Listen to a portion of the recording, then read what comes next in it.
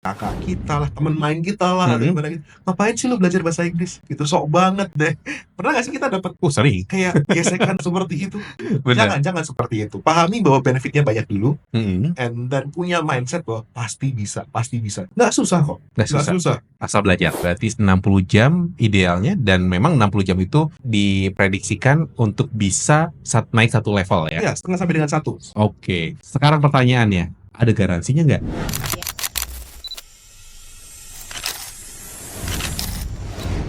Hai Sobat Otka, balik lagi dengan saya Kang Man di podcast Cerita Otka, tempat berbagi kisah seputar studi dan karir. Selamat datang Pak Mike. Terima kasih sudah diundang, Kang Man. Sama-sama.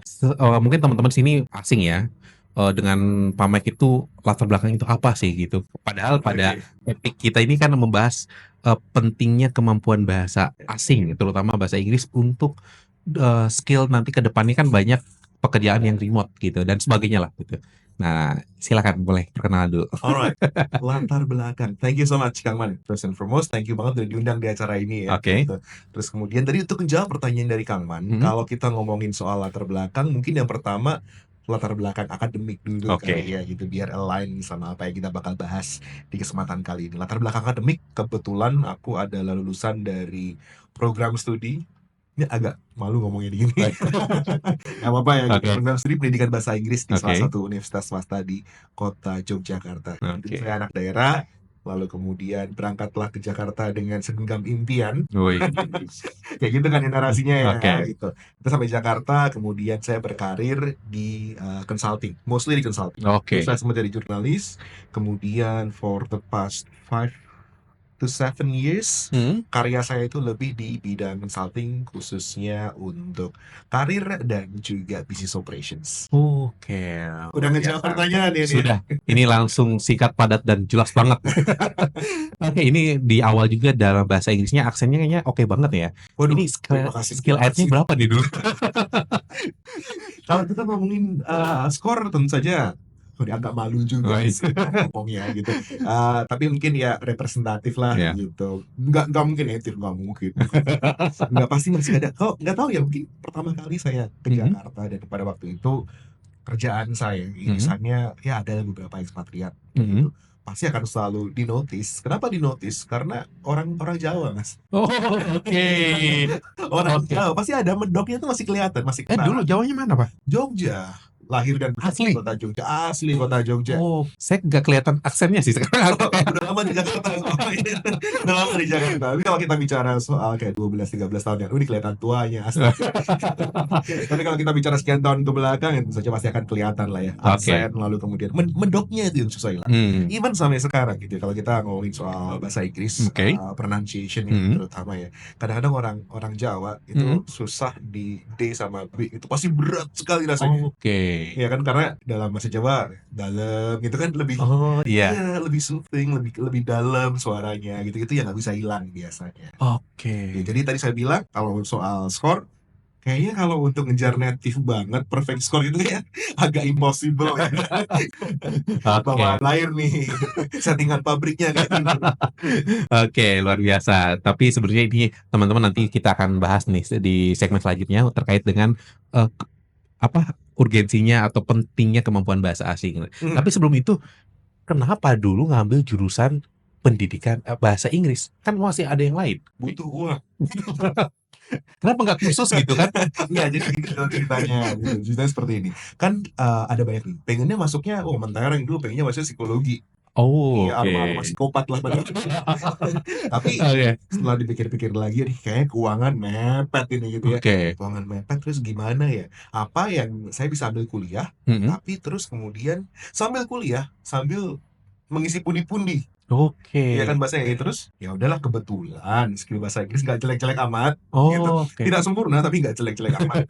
Coba lah masuk lah gitu, kita ikut ujian di salah satu kampus swasta. Kok keterima, ya udah dilanjutin. Udah kepalang basah kan, kebetulan dapat beasiswa ya waktu itu, dapat beasiswa dan macam-macam, so dinikmatin. Dan ternyata juga ya lucunya lagi ya gitu, ketika saya ngomong bahwa saya lulusan dari program studi pendidikan bahasa Inggris. Mohon maaf Mas, karena saya bukan guru. Tapi Awalnya Iya. iya, mungkin for the first 3-4 years, even di masa-masa kuliah, bener ya. Jadi kita kuliah, kita nyambi kerja. Kita Oh, ngajar, saya ngajar ekstrakurikuler bahasa Inggris, for di sekolah? example. Di sekolah, gitu. Oh, oke. Iya, di sekolah. Lalu juga mungkin coaching buat English debate. Mhm. Itu kan kadang-kadang ada program apa ya sekarang? OSN ya, Olimpiade Sekolah. Oh, Nah, iya. itu kan ada tuh yang Iya. speed tuh. Nah, kita coaching mereka gitu. Saya Oh, coaching mereka, and then dari situ udah berkarya sebagai seorang guru 3, 4, mungkin 5 tahun ya. Saya pertama kali ngajar 2008 secara profesional mhm. sebagai seorang guru. Kelihatan tua aja, malu saya, malu. Sampai sekitar 2012 barulah setelah itu pivot ke karir yang lain. Gitu. Oke. Bukan berarti bahwa belajar bahasa Inggris saya sia-sia ya. Ya, Nanti kita akan bahas lagi soal wais. Oke, berarti pendidikan memang sambil waktu itu kepikiran ya, kuliah sambil ngajar gitu Iya, ya? waktu itu belum ada pinjol, jadi BU-nya kita BU-nya kita kerja. Ya, oke. Kenapa sih harus bahasa Inggris? Kan ada bahasa lain gitu. Oke, kenapa harus bahasa Inggris? Karena ini date back lama sekali ya gitu. Mhm. Jadi like in the early 2000, Oke. again ngebuka umur, mohon maaf. Early 2000 itu pas lagi pada waktu itu boleh nyebut merek nggak apa-apa ya, Boleh. tipis-tipis ya gitu. Dulu ada bioskop Trans TV. Oh, Kalau familiar, ya kan iya. mulai awal 2000-an gitu, terus kemudian ada film-film asing. Nah, saya tuh punya ketertarikan tersendiri nih Oh. dengan film-filmnya gitu. Lagian juga namanya masih bocah kan ya. Ah. Kita, ini seru, bla bla bla. Tapi kan kadang-kadang entah subtitlenya terlambat atau bagaimana. Jadi Oh, kita iya. kadang-kadang tuh harus bener-bener ngedengerin. Iya. Kayaknya belajar asik nih gitu. Mulai dipelajarin, kok keterusan. Gitu. Jadi kalau pertanyaannya kenapa bahasa Inggris, ya mungkin karena itu yang pada waktu itu exposure-nya cukup besar saya. Selain itu juga kalau melihat pasar di luar sana, kans untuk, kan tadi ide masuknya kan karena butuh duit nih. Mhm. Kans untuk saya ngajar bahasa Perancis, kans untuk saya ngajar bahasa Jerman di daerah tersebut pada waktu Mhm. itu masih kecil. Oke. Iya, jadi ya udahlah kita cari yang kolamnya besar. Besar. Nah, kita mau jadi ikan tuh kolamnya cari yang besar dulu gitu. Danaunya di mana? Oh, di daerah bahasa di situ, ya kita ke sana. Kayak Wis, gitu. udah pinter membaca tren ya. Tapi butuh uang waktu itu. Oke, karena saking kepepetnya jadi dapat. Power of kepepet bisa. Bilang bisa aja dulu. Oke, luar biasa ini skill yang harus disiapkan ya, power of kepepet. Oke, nah, berkaitan bahasa Inggris gitu ya, banyak nggak sih peluang untuk teman-teman, orang-orang Indonesia gitu untuk bisa mendapatkan karir, entah studi di luar negeri gitu dengan kemampuan bahasa Inggris saja? Banyak. Oke. Jawaban singkat, banyak atau enggak? Banyak. Pasti Banyak.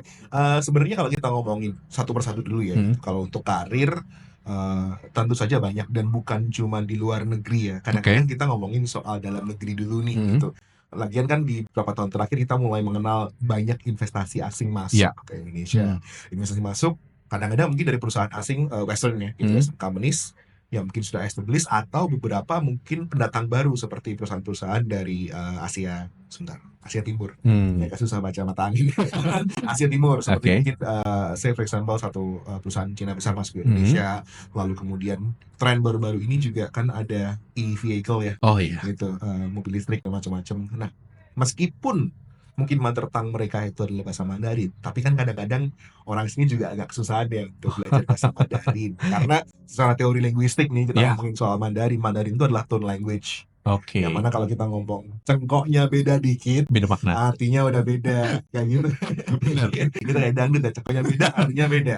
Nah, kalau karena itu agak susah untuk dipelajarin, mau tidak mau bahasa pengantar yang dilakukan, misalnya saya menyebut nama kantor ByteDance for example, itu antara upper management dengan yang ada di Cina daratan sana dengan di Indonesia, atau project manager yang ada di sana dengan di sini, itu komunikasinya menggunakan bahasa Inggris. Oke. Nah, jadi kalau kita nggak disupport dengan skill seperti itu, ya agak susah ya bersaingnya gitu ya. Ah. Apalagi kan kita ngomongin soal bahasa Inggris bukan dari penutur asing yang first language. Oke. Karena first language mereka bukan bahasa Inggris loh. First language mereka Mandarin, obviously. So, mereka pun juga sama-sama belajar nih.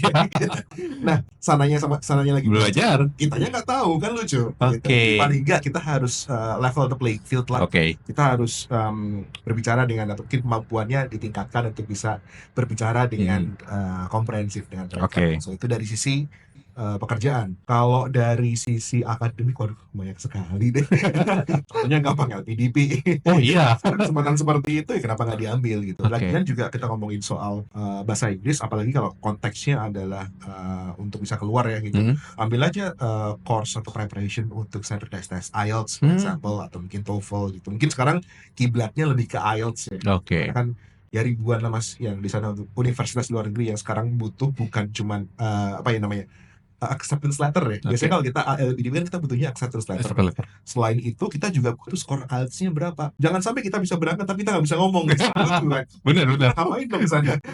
Ya so yes, kebutuhannya atau urgency-nya ada di situ untuk sisi akademik maupun sisi pekerjaan sebagai seorang profesional. Tapi fenomena ini menariknya tuh kalau di Indonesia ya, kemampuan bahasa Inggris itu sekarang itu apakah menjadi hal basic, skill basic, ataukah masih menurut pengamatan ya, ataukah menjadi bahasa yang benar-benar wah masih ditakutkan? Oke, ini saya boleh telepon orang Kemendikbud dulu.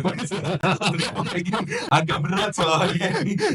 Sebenarnya kebutuhannya basic Oke. gitu. Tapi pada implementasinya kan kita masih berkaca dari banyak hal ya. Pertama sih sebenarnya soal exposure Oke. gitu. Exposure kita ke bahasa Inggris tidak terlalu banyak. Mm-mm. Tentu saja. Mungkin kalau kita berbicara soal daerah, I'm sorry itu saya Jabodetabek lah, lingkup Jabodetabek, ya banyak lah di situ. Oke. Gitu. Kita mau pesen astaga kita ke warung kopi ya, di kafe lah gitu. Kita ke kafe, menunya dalam bahasa Bahasa Inggris. Inggris. Beda mas ceritanya kalau misalnya di daerah.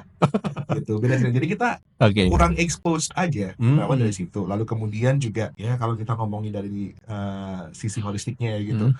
Kita ngomongin kesejahteraan guru lah gitu. Panjang nih ceritanya. Tapi Oke. yes, sebenarnya ini adalah kebutuhan basic Kebutuhan basic. gitu. Tapi mungkin pada implementasinya belum mendapatkan apa ya istilahnya, supportnya belum cukup gitu. Supportnya kurang. Nah oleh karena itu makanya lembaga course itu menjamur gitu. Makanya kita ada kebutuhan untuk bisa suplemen kemampuan kita di third party, di luar dari pendidikan formal. Oke. Banyak kan sekarang Banyak. formal gitu. Jadi bahasa Inggris adalah skill yang benar-benar wajib banget ya sebagai basic kemampuan untuk berkomunikasi dengan orang asing. Yes. Oke, kayak bener di Bali sih, karena Bali karena exposure-nya banyak banget, ya banyak juga yang jago kan. Bener banget. Jadi beberapa kali saya liburan ke Bali bareng sama istri saya. Oke. Terus kemudian di sana even di Indomaret pun juga kadang-kadang komunikasinya in English. Oke. Gitu. And that's a good thing sebenarnya. Karena emang ya market mereka itu bule-bule dan agak lucu ketika kita ngomong bahasa Indonesia dan mengharuskan mereka untuk bisa berbicara bahasa kita. Kan bagian daerahnya daerah komersil ya. Betul. Gitu. Mau nggak mau mereka datang ya kita ikut sama mereka. Marketnya di mereka.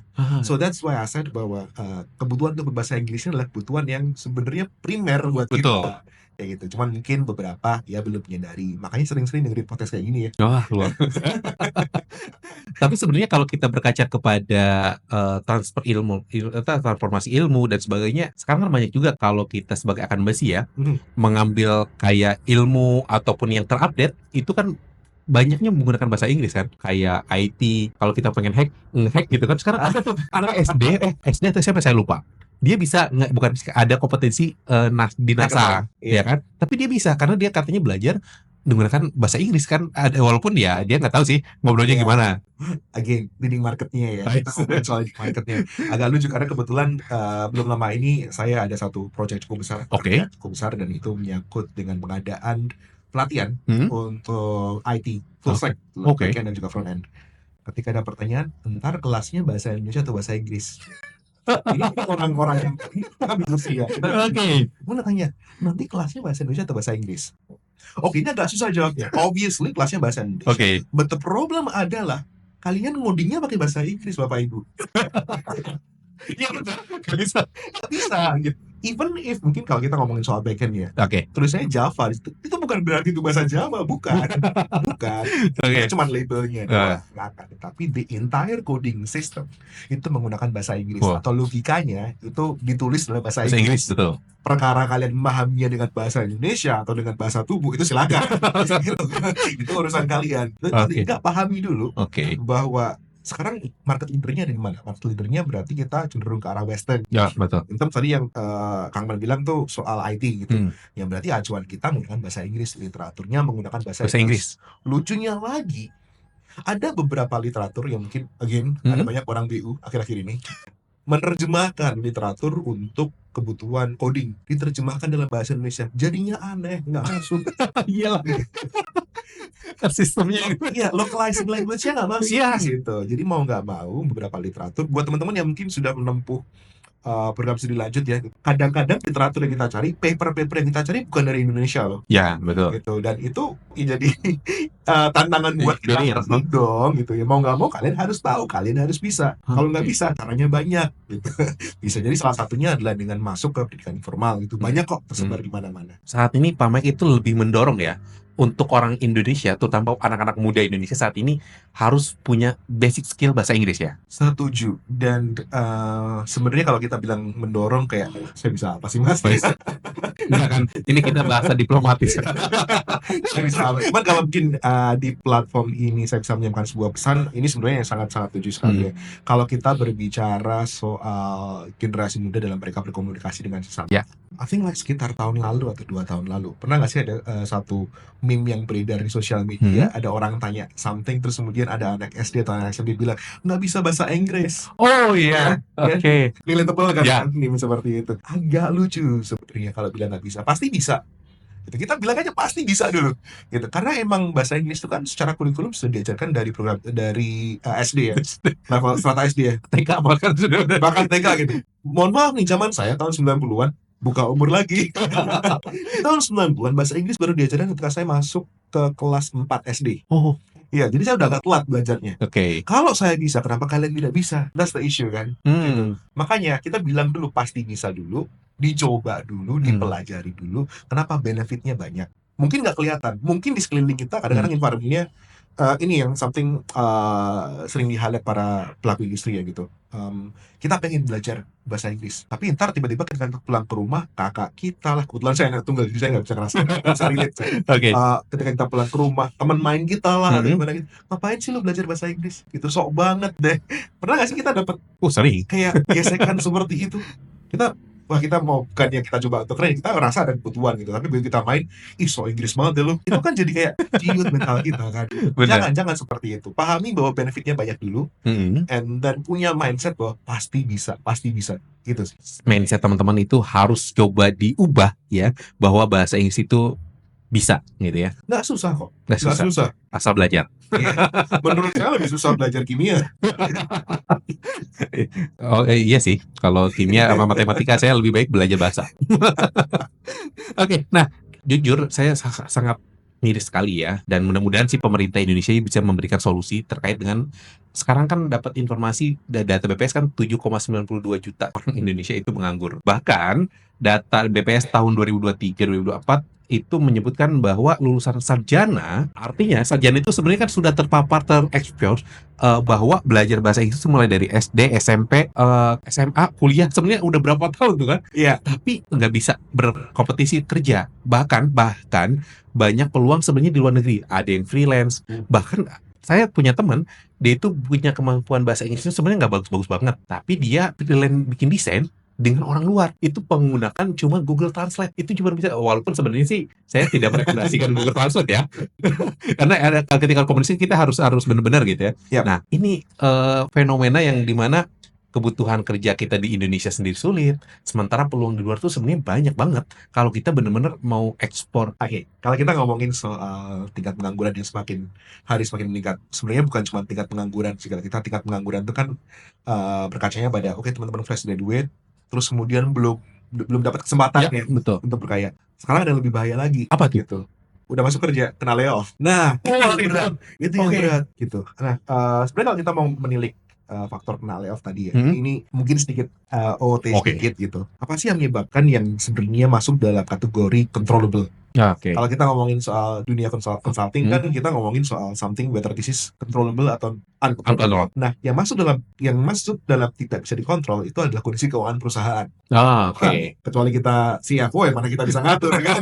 Kayak gitu. Kecuali kita punya level chief atau like executive level, kita nggak bisa ngatur, kita nggak bisa ngapa-ngapain. Ya. Keputusan dari pusat. Tapi kalau kita di level kecil ya, yang bisa kita kontrol adalah kemauan kita untuk upskill. Ya. Iya kan, upskill bisa banyak ya gitu. Upskill either itu hard skill, misalnya kalau kita berkarir di dunia IT misalnya, for Mhm. example, kita ngambil training untuk project management, Oke. kita ambil sertifikasi di situ. Ya kali udah punya sertifikasi PMP, terus kemudian di-kick dari perusahaan, kan lucu ya, seperti itu. So, the idea adalah supaya kita bisa tahu diri juga gitu, bahwa everybody is a replaceable asset. Oke. Karena everybody is a replaceable asset, makanya kita tingkatkan kemampuan kita, baik hard skill maupun soft skill. Salah satunya adalah kemampuan untuk berkomunikasi dalam bahasa Inggris. Menariknya seperti ini, Kang Imam. Beberapa perusahaan itu mereka menganggarkan dalam L&D budget mereka ya, Ya. learning and development budget mereka, untuk training bahasa Inggris. Oh. Ini orang-orang yang masuk itu lulusan S1. Tadi Kang Man sendiri bilang ya, Bang? Lulusan S1 S1. berarti kan udah belajar bahasa Inggris. Iya. Dan even di mungkin jurusannya Kang Man gitu ya, ketika di kuliah, meskipun kuliahnya bukan program studi bahasa Inggris, tapi ada kan Ada. satu mata kuliah atau bahkan 2 mata kuliah berbahasa Inggris. So the idea adalah you are well equipped already. Iya. Problemnya adalah ketika di kampus, ketika masuk dalam kelas itu didengarkan atau tidak, dijalani atau tidak, dilatih Oke. atau tidak. So that's the question, kan? Yeah. So I guess upskilling matters, and please kind of like understand that dulu sih. Sebenarnya kemampuan bahasa Inggris itu kita itu harus punya standar kah? Kan banyak juga orang-orang yang otodidak belajar gitu kan? Obviously, bisa banget. Again, kembali ke kebutuhannya masing-masing. Kalau kebutuhan kita adalah pengen jalan-jalan kemana, ke Singapura, mau ngapain, belanja, beli kopi, ini itu, oh ya udah sederhana aja, bisa, nggak masalah. Oke. Ini kita ngomongin sedikit theoretical ya. Oke. Bahasa Inggris, ini hal yang sering saya sampaikan ketika saya entah itu consulting maupun juga ngajar. Oke. Ada 2 macam kata, ada content sama function word. Ya. Orang itu takut ngomong berbahasa Inggris, takut berbicara berbahasa Inggris karena mereka sangat concerned dengan functionnya. Oke. Tapi kan Iya. waktu zaman kita SMA nih gitu, kita ngomongin soal tenses. Gitu, kita ngomongin soal nanti subjek tambah verb 1, ada S sama ES-nya, atau tambah ED atau gimana. Pusing kita ngapalin. Ya. Karena on the back of our head, itu kita udah bilang, kita ngapalin. Ini bukan dihafalkan, ini bukan di-memorize, ini something yang kita praktekkan. Oke. Gitu. Kan kita kadang-kadang kalau kita dalam belajar bahasa Inggris, kita ada partnernya, ada peer work ya. Oke. Kita komunikasi, kita bikin dialog, kita latihan conversation, and so on and so forth. So, beberapa kasus yang saya temuin di Indonesia adalah bahasa Inggris susah karena saya harus ngapalin grammar. Tidak, itu mindset yang salah. Oke. Seperti itu. Nah, mungkin kalau pengen tahu lebih komprehensifnya, misalnya teman-teman ada kesempatan untuk bisa join informal course gitu. Di sana kan pasti ada ya gitu, ada grammar checkpointnya. Ya. For example, kalian akan belajar soal grammar, pasti akan dipelajari, obviously. Tidak untuk dihafalkan, tapi untuk dipraktekkan. Nah, selain itu, dengan adanya latihan-latihan soal, otomatis kita kan juga jadi terbiasa ya. Apalagi kalau kita ngomongin soal profesional atau pekerjaan. Nah, di pekerjaan itu biasanya mereka punya standar-standar tertentu. Standar komunikasi tertentu. Gampangnya, kalau dalam konteks bahasa, kita ngomongin soal standardized test. Tadi di awal saya sempat mention soal IELTS. Saya sempat mention soal TOEFL. Ya. Jangan tanya saya singkatannya apa. Ya, jadi dengan adanya multiple standardized test ini, dari sisi employer-nya, itu kita juga bisa ngelihat loh, kalau ternyata Kang Mani misalnya, IELTS-nya di 7,5. Level 7,5 itu bisa apa sih? Jadi sudah ada parameternya. Misalnya, saya seorang employer, saya seorang investor. Kemudian saya lagi cari orang lokal, dan saya cari at least dia bisa berkomunikasi selevel A, B, C, D, dan seterusnya. Saya cari yang level berapa nih? 7,5 misalnya gitu. Atau mungkin 7 udah oke menurut saya. Karena kan mungkin komunikasi yang digunakan tidak terlalu banyak. Ya udah deh, 7 nggak apa-apa. And it applies bukan cuma di level korporat ya. It applies bukan cuma di pekerjaan atau as a professional. It applies ketika kita coba untuk masuk ke dunia akademik sebagai siswa yang kita belajar ke luar negeri, so on and so forth. Oke, ini luar biasa. Nah, ini kan banyak orang ya, nggak usah ngapalin grammar dan sebagainya. Gimana sih menurut Pak Mike ya, sebagai praktisi ya, dan guru gitu, istilahnya formulanya lah, biar kita itu terbiasa dan bisa mempraktekkan grammarnya itu gitu, dengan cara yang mudah, itu seperti apa kira-kira? Dengan cara yang mudah, kalau saya, nih pengalaman pribadi ya, dulu kan saya tap into apa yang menjadi favorit saya. Favorit saya sering nonton gitu. Dulu saya skor IMDb itu apa? Dulu, sekarang udah nggak peduli lagi sekarang. Gitu. Jadi mungkin saya tap into apa yang menjadi favorit saya. Kemudian saya coba untuk implement itu dengan misalnya early 2000 itu banyak sekali warnet beredar di tempat. Terus kemudian banyak sekali film-film yang ya film bacakan lah gitu. Mau nonton ada bioskop, ini mohon maaf nih, ini bukan mengajarkan untuk melakukan piracy, tidak gitu. Tapi pada waktu Oke. itu banyak sekali beredar, jadi kita nontonnya di warnet Oke. kayak gitu. Kan kadang-kadang ya namanya juga apa ya, web rip atau apa itu istilahnya. Itu kan subtitlenya nggak ada gitu. Oh Atau iya. bisa jadi subtitlenya bahasa Rusia, Cyrillic gitu kan. Iya. Kita kan juga nggak paham ya. Oke, betul. Gitu. Jadi mau nggak mau ya kita belajar dari situ, kita praktis gitu.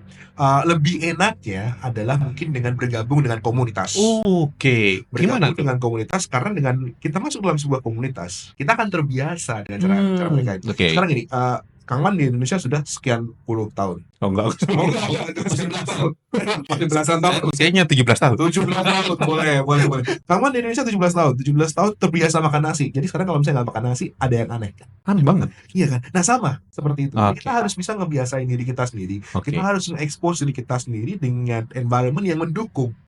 Oke. Jadi kalau misalnya kita gaul ke komunitas, misalnya temen nongkrongan di warkop nih gitu, mereka ngomongnya, udahlah nggak usah ngomong bahasa Inggris lah, susah Oke. gitu. Bergabunglah dengan komunitas-komunitas atau mungkin join ke classroom yang mana environment di kelas tersebut itu mengharuskan kita untuk bahasa Inggris. Kayak misalnya kita mau belajar renang, paling gampang gimana, cemplungin aja. Oh iya benar. Iya benar, itu sadis, but it works. Iya, Karena naturally kita akan pasti berusaha untuk bisa survive di situ. untuk gampang tuh. Exposure-nya kan. Oke. Paling nggak kita berusaha dulu. Iya. Gitu. So surround yourself with people or community yang memang tujuannya sama, yang memang tujuannya adalah untuk nurture kemampuan kalian untuk berbicara bahasa Inggris. Ada solusi nggak dari Pak Mike biar kita itu punya komunitas yang benar-benar bisa membantu kita memperbaiki bahasa Inggris kita? Oke, banyak yang dari luar sana, cuman mungkin sekarang kita lebih ini dulu ya, kita CTA-in dulu nih bahasanya. Call to action lebih gampang. Jadi di Otka itu pasti kita punya beberapa line up produk ya. Dan Oke. salah satunya itu sebenarnya adalah produk untuk, kita sebut brandnya Smart Prep. Oke. Persiapan buat teman-teman untuk IELTS. Nah, apa yang menarik di sini? Karena menariknya di sini kalian akan dapat placement test juga kan. Jadi di awal kalian bisa tahu levelnya di mana nih gitu. Oke. Saat ini kita di mana sih? Apakah kita udah tembus batas bawahnya itu sebenarnya 6,5. Kita udah tembus 6,5 belum sih? Karena ideally kalau kita berkaca pada kurikulum bahasa Inggris yang ada di Indonesia gitu, lulus SMA tuh harusnya 6,5 udah dapet. Harusnya ya. Harusnya. Jadi mohon maaf teman-teman kalau misalnya belum 6,5, kemarin waktu di SMA ngapain? Enggak juga sih seperti itu. Pasti banyak faktor yang berperan di dalamnya. Tapi kita ada placement test, dan selain ada placement test, nanti kalian akan diarahkan ke level-level yang berbeda. Ada say for example level 1, level 2, level 3, di mana kalian akan belajar secara intensif. Itu bisa privat di sini, privat atau semi privat. Formnya masih privat dan semi privat, dan bukan cuma grammar saja yang kalian dapatkan, tapi juga latihan soal dan exposure dari tutor yang sebenarnya mereka sudah jam terbangnya sangat tinggi ya. Beberapa tutor itu sebenarnya domisilinya nggak di Indonesia. Nggak di Indonesia? Nggak di Indonesia. Beberapa tutor mungkin sempat melalang buana gitu, ada yang ke Australia, ada yang ke Korea juga gitu, ada yang kemarin ke Chicago juga gitu. So our lineup of tutors itu dihuni oleh orang-orang yang sudah berkompeten di bidangnya dan juga bersertifikasi di bidangnya. So kalau tadi pertanyaannya adalah gimana kita cari orang-orang yang kompeten untuk bisa nurture kita berbahasa Inggris, disinilah tempatnya. Oke, karena ini orangnya sudah benar-benar belajar ngomong langsung di negara orang luar. Iya, udah expose, bukan cuma expose, ada sertifikatnya. Oh, gitu. Ada sertifikatnya. Jadi gini, misalnya kita mau belajar masak gitu, ya mau ngajarin siapa gitu, koki mana gitu, oh dia buka warung nasi goreng ini. Oke, beda lagi cerita dengan kita mau belajar masak. Yang ngajarin siapa? Koki, dia udah punya sertifikat, misalnya restorannya dia lolos Michelin Star. Oke, iya. Itu kan lebih bikin kita punya confidence.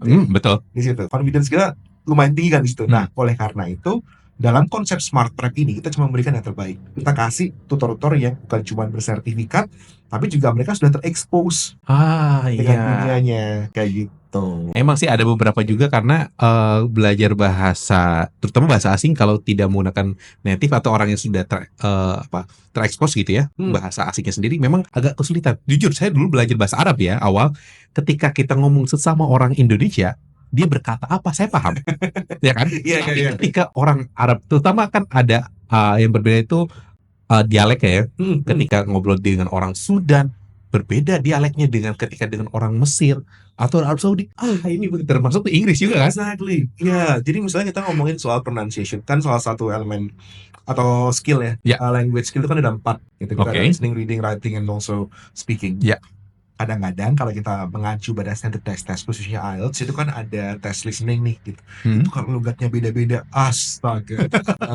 Dan kenapa sih dipersulit kesannya standard test? Enggak juga. Oke. Kenapa? Karena pada prakteknya nanti ketika kita bekerja sebagai seorang Hmm. profesional, kita mungkin akan dihadapkan dengan klien-klien yang mungkin dari India lah atau mungkin dari Cina lah, di mana mereka dilahirkan itu bukan problem buat kita, tapi bagaimana bagaimana kita bisa memahami apa yang mereka sampaikan, itu problem buat kita. So Iya. that's why di IELTS test kadang-kadang kita disuguhkan dengan pronunciation yang agak asing, Iya. kayak gitu, Australian pronunciation for example, atau British pronunciation. Buat teman-teman yang mungkin sering nonton Harry Potter ya, Oh iya. atau apa ya sekarang referensinya tua banget referensinya nih. Kalau Harry Potter kan, oh ini kok agak aneh Aneh. dia gitu ngomongnya. Hmm. Mungkin karena mereka menggunakan British English, for Oke. example. Nanti kalau US pun American English, mau mana dulu nih, Midwest atau Southern accent, Oke. gitu, itu bisa beda-beda. Ini mungkin untuk teman-teman lulusan SMA yang terutama yang kurang terekspos untuk bahasa Inggris nih. Hmm. Kan ada tes TOEFL, Hmm. ada tes IELTS ya. Hmm. Nah, itu tuh apa sih bedanya gitu? Bedanya penyelenggaranya. Singkat jalurnya, jalurnya itu untuk apa aja gitu? Oke, nah mungkin pertama tadi yang harus aku jelaskan ya, penyelenggaranya beda. Dan kalau kita melihat sekarang gini, kalau kita mau ngambil tes itu kita cari yang versatile. Versatile itu maksudnya kita pakai di mana-mana bisa gitu. Oke. Pasti acuannya adalah IELTS gitu, karena IELTS secara acknowledgement itu udah jauh lebih besar dibandingkan dengan TOEFL. Jadi coverage dia lebih besar. Oke. Kita mau apply buat scholarship, kadang-kadang ada beberapa universitas yang kita nggak terima TOEFL, tapi almost all universities, renowned Western universities, mereka menerima IELTS. Jadi kan ya sekalian lah gitu, karuan lah gitu, kita invest buat tes IELTS gitu. Itu yang pertama. Kedua, dari jenis tesnya. Oke. Jenis tesnya, saya kebetulan dulu ngambil standard test itu TOEFL PBT, waktu awal-awal TOEFL PBT, dan itu tidak ada speakingnya. Iya. Gitu. Nah, kenapa tidak ada speakingnya? Karena mungkin ya namanya PBT, paper based test. Kita ngomong sama kertas juga lucu ya. Iya gitu. Aksesornya gini, apa yang diajak ngomong. Gitu kan. So di IELTS itu dia ada speakingnya. And karena ada speaking and also writing di situ, berarti kan kemampuan kreatif kita. Tadi kan saya ngomong soal 4 skill ya. 4 language skill. 4 language skill itu dibagi menjadi 2 lagi, receptive sama productive. Oke. Receptive itu yang gampang, reading sama listening. Productive itu yang susah, ya, speaking and also writing. Nah, productive ini biasanya menjadi jurang buat non-native speaker. Oke. Kita akan susah, karena lebih gampang kita ngebaca kan daripada kita Iya kan, lebih gampang kita mendengarkan daripada kita ngomong. Betul. Nah, di IELTS itu dia benar-benar cover all 4 equally.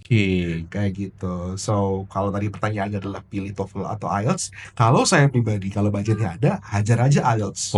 Why not? Sebentar, wait. Budgetnya aja. Emang mahal? Mahal itu relatif. Mahal itu relatif. Kalau kita ngelihat dari cost benefit analysis, jangan terlalu jauh dari kita. Kalau kita ngomong kalau kita ngomongin soal cost benefit analysis, menurut saya IELTS itu yang benefitnya sangat besar. Jadi mau costnya berapa, kesannya dikasih kecil. Oke. Gitu. Again, itu acceptable hampir di seluruh penjuru dunia ya, kata-kata bandingkan dengan standard test lainnya. Ada banyak ya, ada TOEIC juga ya, gitu.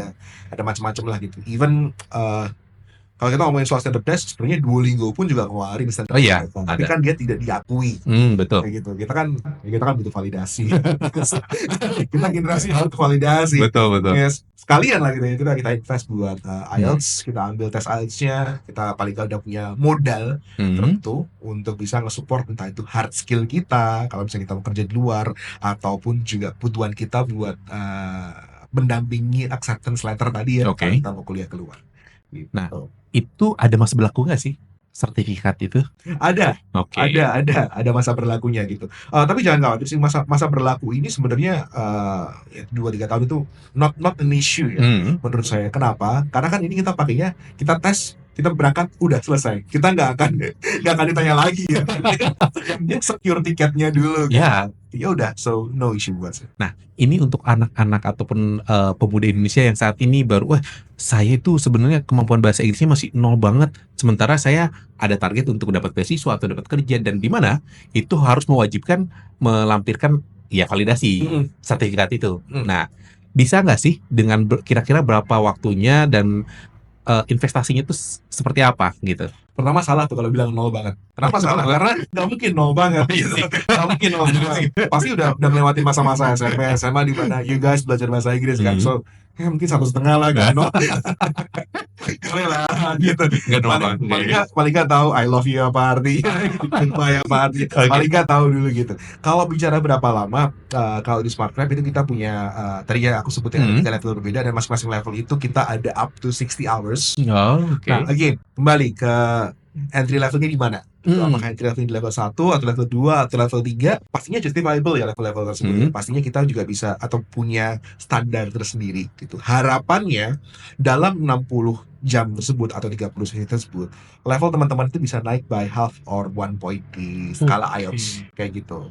Right? But then again, ada kita ngomongin TNC ya, kita lebih ke ya ini kan sebenarnya niatan dari teman-teman juga gitu ya. Jangan sampai 60 meeting cuman datang diam aja gitu. Kita tadi saya sebut di awal, kita butuh komunitas, kita butuh lawan bicara gitu. Kalau teman-teman terlibat aktif di courses tersebut, di kelas tersebut, it should be okay. 60 hours or 30 meetings itu harusnya bisa exponentially ningkatin skill kalian kok. Apalagi kita juga ditunjang dengan modul. Kita ada modul by the way. Ya, kita ada modul, ditunjang dengan modul, dan dengan adanya modul tersebut teman-teman bisa juga belajar di luar dari jam course tersebut. Kalau misalnya saya ada di luar jamnya, kira-kira saya ingin bertanya konsultasi tiba-tiba itu bisa nggak sih? Oh, bisa banget lah. Bayar lagi nggak? Tidak, cuma konsultasi aja bisa. Konsultasi doang. Mau tanya lebih lanjut tentang produknya bisa aja langsung hubungi. Ya ada kan nanti. Langsung aja hubungi tim yang terlibat di dalamnya, nanti pasti akan diarahkan juga. Dan tadi kan aku mention yang kita ada pretestnya gitu. Jadi pretest bisa nggak harus bayar kok. Langsung ambil aja pretestnya, dilihat dulu kira-kira level teman-teman itu ada di mana. Ya gitu, level teman-teman ada di mana, lalu kemudian konsultasikan dengan agent-agent yang bertugas, lalu kemudian mungkin bisa melihat juga paket-paket yang ditawarkan apa aja. Karena kan tadi ada 60 jam nih. Kalau teman-teman mungkin kayaknya nggak 60 jam dulu, mau coba dulu, atau 30 jam separuhnya. Bisa banget. Kayak gitu. Fleksibel banget tadi. Fleksibel. Ideally 60 jam. Ideally 60 jam. Tapi misalnya teman-teman kayak, mau coba 30 jam dulu deh. Nggak apa-apa, bisa banget. Gitu. Nanti silakan dikomunikasikan aja dengan agentnya dan pasti akan dibahas sesuai dengan kebutuhan teman. Berarti 60 jam idealnya, dan memang 60 jam itu diprediksikan untuk bisa naik satu level ya? Iya, setengah sampai dengan 1. Sekarang pertanyaannya, ada garansinya nggak? Ada garansinya atau tidak? Ada, tapi TNC. Tapi TNC yang aku jelaskan di awal itu kan buat teman-teman lebih menyadari bahwa ini sebenarnya program yang nurturing kalian gitu ya. Program yang bisa ngebantu kalian untuk bisa lebih aktif lagi. Means bahwa ketika activitiesnya semua dilakukan, ketika misalnya tugas-tugas atau improvement, kan setiap kali habis course itu kita ada kayak laporannya kecil-kecilan gitu ya. Itu kita pasti akan dari sisi tutor akan kasih area of improvementnya apa. Nah, kalau ini teman-teman pelajari, kalau ini teman-teman coba untuk previsit lagi di luar dari jam course itu, aman, satu pasti dicapai. Intinya jangan bolos dan benar-benar rajin ya. Iya, itu hal yang mungkin rekan-rekan semuanya mungkin entah itu belajar bahasa Inggris atau belajar hal yang lain gitu. Kemauan untuk melakukan self learning itu kadang-kadang yang masih kecil. Tapi buat teman-teman yang mungkin sudah aktif bekerja dan aktif untuk upskilling, harus ini bukan hal baru. Harus ini bukan hal baru. Jadi jangan khawatir. Memang secara jam kita ada jam tertentu ya, 60 jam tadi ya, paket 60 jam. Tapi di luar dari itu silakan ya, modul bisa diakses. Kita ada juga kumpulan latihan soal. Itu bisa digunakan juga. Nanti ada mock-up testnya juga gitu. Kan namanya juga persiapan. Masa kita nggak tes? Ada. Kalau kita di level 1 misalnya, untuk benar-benar bisa kan untuk keluar negeri untuk kuliah itu kan sebenarnya biar aman sih di 8 kan. Nah, biar aman. Tapi banyak waktu itu saya pernah konsultasi, ada yang konsultasi dengan saya, dia kuliah di Australia atau di mana saya lupa. Tapi dia pengen ke Jerman, tapi pas saya tanya, IELTS-nya itu 8,5. Nah, itu kata dia itu kira-kira kalau biar bisa di level skor lah, ya 85 atau 7 lah gitu ya. Nah, itu berapa lama kalau kita sudah pas di awal, kita di level 1 misalnya? Berat nih. Kalau 8,5 itu tinggi sekali, Mas. 8,5 itu tinggi sekali gitu. elit ya biasanya. Oh ya, emang. Memang elit ya. Emang. Karena standarnya sebenarnya di luar itu 7,5 sampai dengan 8 Mm-mm. kayak gitu. Jadi kita tuh kemarin set targetnya itu untuk yang level 1 tuh di 6,5 sampai dengan 7 Oh, gitu. Jadi oke. kenaikannya seperti itu. Lalu kemudian 7,5 itu kita di level 2, 7,5 ke atas itu tuh kita udah di level yang 3 Ketiga. kayak gitu. Jadi saya 8,5 kebetulan. Wih, Gitu. luar biasa. Terima kasih. Nyombong dikit. Saya juga deg-degan ya, Mas. Saya Oke nggak? hopeful. Tapi Oke. mungkin ketika besok saya ngambil tes lagi misalnya gitu, mungkin nilai saya bisa turun nih. Wah, jangan Mungkin. rendah untuk meroket nih. Mungkin pas sakit maksudnya. Oh, oke. Jadi apakah 8,5 itu parameter yang bagus, tapi memang personally saya akan bilang bahwa 8,5 itu nilai yang agak sedikit tricky untuk di achieve. Oke. Means bahwa kalian harus tahu juga kira-kira ntar bentuk soalnya kayak apa. Kan kita harus tahu dulu ada isinya dong. Ya. Di Smart Trap ada. Oh, gitu. Iya gitu. Oh, ada Jadi- bocoran ya? Iya kan lebih enak. Jadi kayak misalnya ingat gak sih zaman-zaman kita Tryout ya? pendidikan formal Iya. Iya, terus kemudian kayak besok ada ini apa namanya ujian akhir semester kayak gitu UAS gitu. Terus kemudian karena gurunya pengen ningkatin apa sih nilai kelulusannya gitu atau rate kelulusannya dikasih nih bocoran, tapi bocoran ntar soalnya keluar ini aja loh. Ah, Nah, iya. kan kurang lebih kayak gitu. Kisi-kisinya ada triknya. Karena lucu juga kalau kita diajarin soal grammar checkpoint, kita diajarin soal bentuk tesnya, tapi kita nggak dikasih tahu ntar tesnya yang keluar apa. Kan jadi kayak tebak-tebak manggis ya kayak gitu ya. Oh, berarti dikasih tahu kayak, oh ini tuh trik-trik pola soal seperti apa? Yes. Karena memang untuk belajar bahasa atau tes, saya sebenarnya pernah belajar dan tes bahasa. Yang terpenting adalah kita tuh paham formulanya, Yes. strukturnya kayak gimana, dan bentuk soalnya seperti apa. Ketika sudah tahu, gampang. Sama seperti ini. Ambil contoh. Tadi kita ngomongin soal 4 different skill ya. Ah, oke. Gitu. Reading itu orang paling males sebenarnya. Ya, Karena panjang. ya. Aduh, males banget. Tapi kan kita ada triknya. Jangan dibaca semuanya. Betul. Kalau dibaca semuanya waktunya habis di situ. Waktunya habis, yang ada kita baru selesai 60%. Bener. Gitu, nilainya jadi jelek. Oke. Nah, in order untuk mendapat nilai bagus, kan kita 100% harus jawab semuanya. Ya. Caranya adalah kita tahu, oh bentuk bacaan seperti ini berarti part mana yang harus aku baca, part mana yang harus aku synthesize, part mana Betul. yang harus aku jawab. Betul. Ada juga yang dulu mungkin bukan mata kuliah, mata pelajaran waktu zaman SD SMP ada kewarganegaraan. Oh, ada PKN. Biasanya apa? Jawabannya adalah yang paling panjang yang benar. Iya. Ada model benar. Ini sama, tapi mungkin nggak seperti itu ya, nggak as is ya. Yeah. But at least we know, model seperti ini, nanti kita cari jawabannya yang mana. Gitu. Oke. Ngebantu kan? Bantu banget sih. Jadi memang selain belajar secara praktis untuk latihan speaking, tapi teman-teman ada juga kayak bahas formula-formula soal-soalnya dan tipe-tipe soalnya ya? Harus ada. Oke. Modulnya itu ada juga semuanya? Ada, modulnya ada. Termasuk soal-soalnya? Termasuk soal-soalnya nanti juga bisa di dalam modul tersebut, nanti bisa di-scan itu bisa mengarah ke latihan-latihan juga ya. Kita kan kalau untuk listening biasanya referensinya ke contohnya TED Talk. Oke. Familiar dengan TED Talk gitu. Jadi supaya kita lebih terekspos. Oh, ini ternyata TED Talk yang ini action yang digunakan ini. Oh. Gitu. Jadi kita bisa scan aja gitu. Luar biasa. Ini kelasnya offline atau gimana?